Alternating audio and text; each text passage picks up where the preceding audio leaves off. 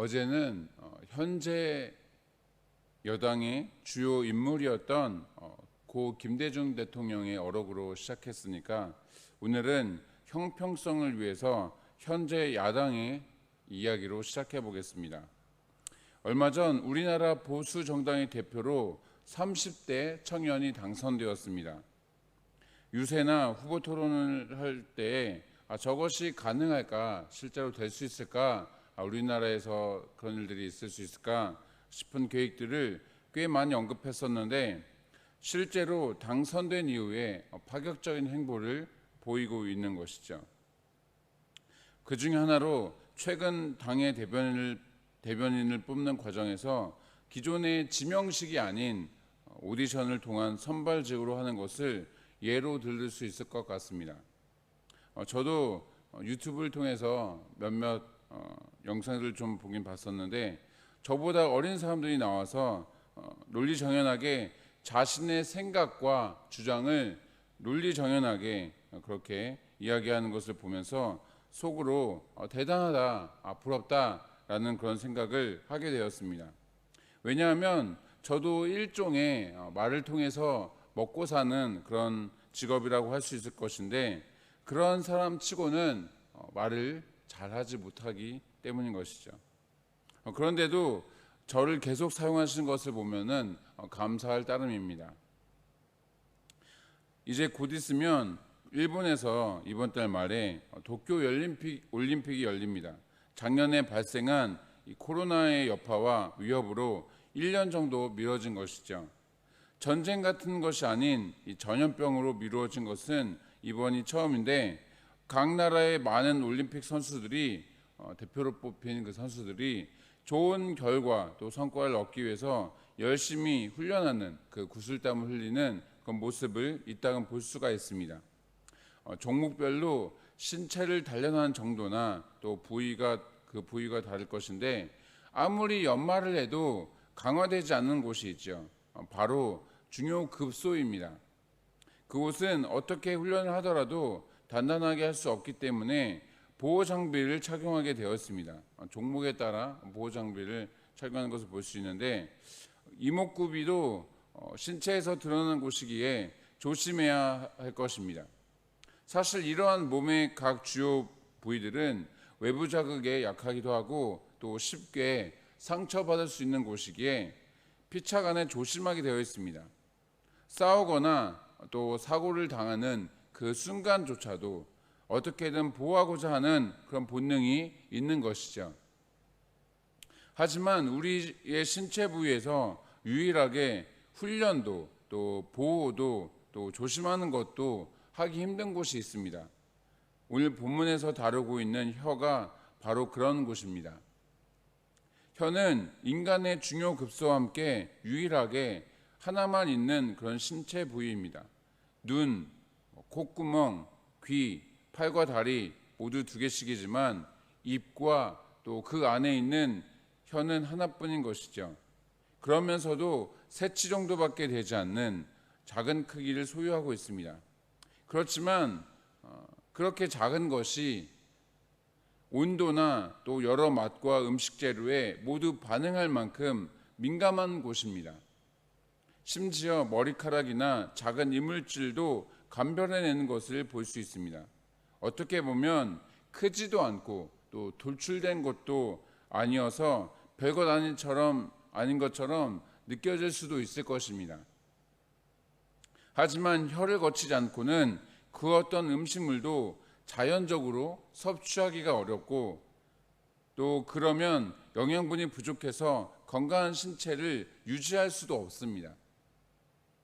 또한 입과 혀에 장애가 있으면 자신의 생각과 의견을 다른 사람들에게 전달하는 것에도 어려움이 있는 것이죠.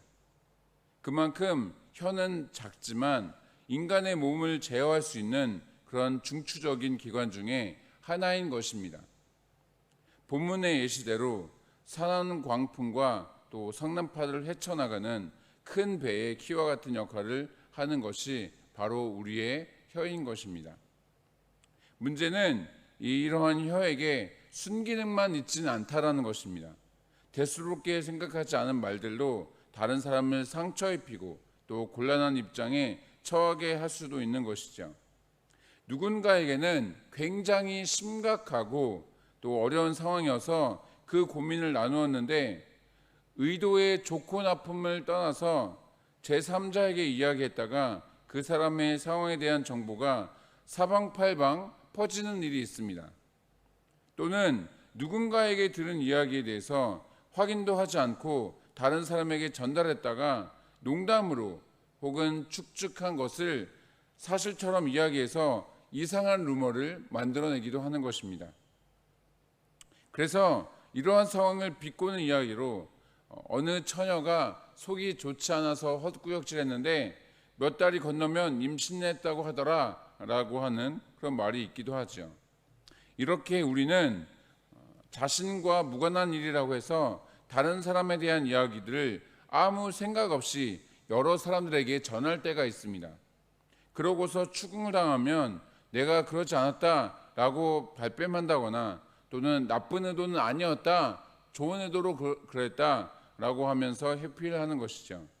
그러다가 그 반대 상황이 되면 자신이 했던 일을 망각하고 원망과 불평을 하게 되는 것입니다. 어디 이뿐이겠습니까? 화려한 입담과 언변으로 다른 사람을 현혹시켜서 자신의 말만 듣고 따르도록 조종할 수 있습니다. 사이비 교주들이 대표적인 것이죠.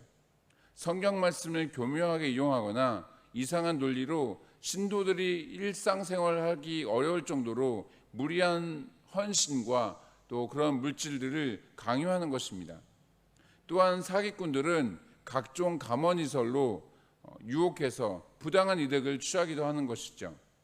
혀의 기능을 좀 더 확장시켜 본다면 각종 SNS 상에서 특정 인물을 험담하고 또 욕을 하고 심지어 저주에 가까운 말까지 하는 것들을 포함시킬 수 있을 것입니다.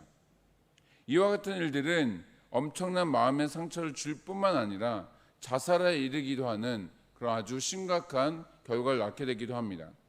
이외에도 혀를 통해서 일어나는 사건 사고들은 오늘날 점점 극심해지는 것을 볼 수 있습니다.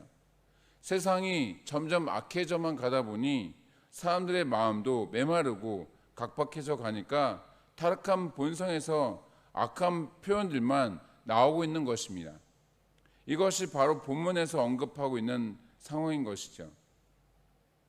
분명 우리는 우리의 혀로 누군가를 살릴 수도 있습니다. 복음을 전해서 지옥길로 가는 영혼을 구원으로 인도할 수도 있고 또 깊은 상심과 수렁에 빠진 사람들에게 사랑과 격려와 위로의 메시지를 통해서 다시 일어서도록 도울 수 있는 것입니다. 반면 잘 살아가고 있는 어떤 사람을 절망 속으로 밀어넣을 수도 있는 것이죠.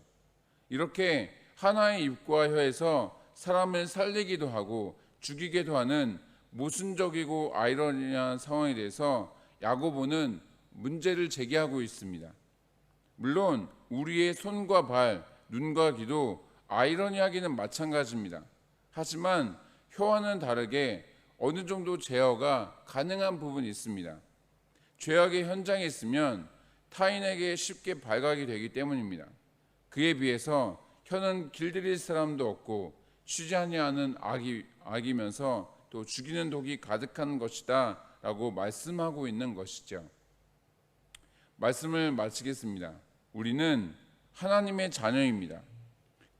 궁극적인 우리의 정체성은 하나님 나라의 백성인 것이죠.